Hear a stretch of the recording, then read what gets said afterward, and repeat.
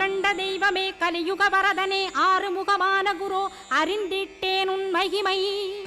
இக்கணமே வருவாய் என் ஸ்கந்த குருவே நீ என்னை காத்திடவே எனக்கு நீ அருளிடவே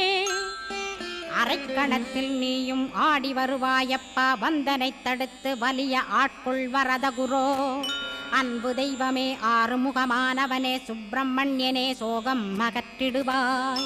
ஞானஸ்கந்தரே ஞானம் அருள்வாய் நீ ஞான தண்டபாணியே என்னை ஞான பண்டிதனாக்கிடுவாய்